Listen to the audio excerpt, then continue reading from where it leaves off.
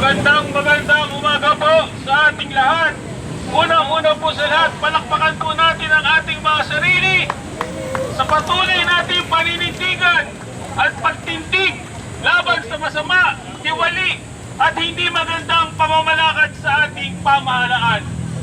Narito po tayo ngayon sa opisina ng COA upang isulang ang Article 1 na kung saan ay ang hindi tamang paggamit ng pondo ng bayan.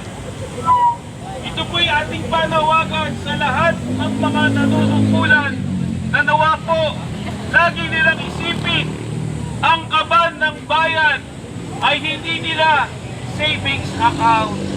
Hindi po nila piggy bank iyan sapagkat yung pong pondong yan ay pinagpawisan, pinagpuhulunan ng tubig-pawis ng ating mga mamamayan, pinagtrabahuhan, kaya't nararapat lamang po na gamitin ng wasto at tama.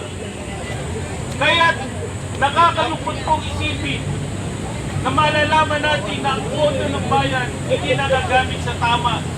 Hindi pinapakita, hindi isinasumite ang mga gastusin na kung saan naman ay sinasabi sa ating batas na dapat i-fine, dapat isumite ang lahat ng mga naging gastusin. Transparency, yan po ang ating hiling sa mga nanunungkulan sa atin. Kaya't ang ating panawagan po sa darating impeachment, nawa po matingig ang dapat matingig, makita ang dapat makita.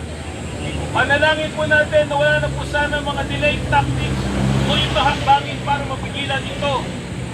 Sapagkat ang proper forum po, ang tama po para ma-distinguish natin kung guilty or not guilty ang isang akusado ay sa legal forum po. Ang impeachment po, legal na proseso, nawa po sundin natin ng maayos. Yan po ang ating panalangin.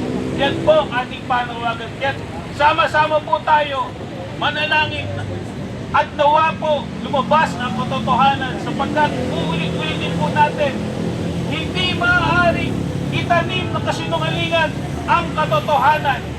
Kaya tuloy lamang po ang laban. Kami po sa atom, dekada 80 pa lang, naninindigan na. Yung mga naunang po sa amin, tumindig, lumaban sa diktadurya.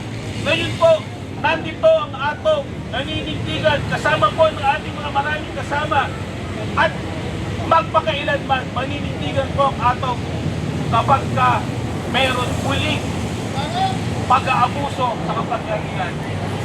Kahit sa atom po, ang lagi po namin sabi, tulay ang laban! Magandang umaga po, mabuhay po kayong lahat. Maraming salamat, kasamang Jens.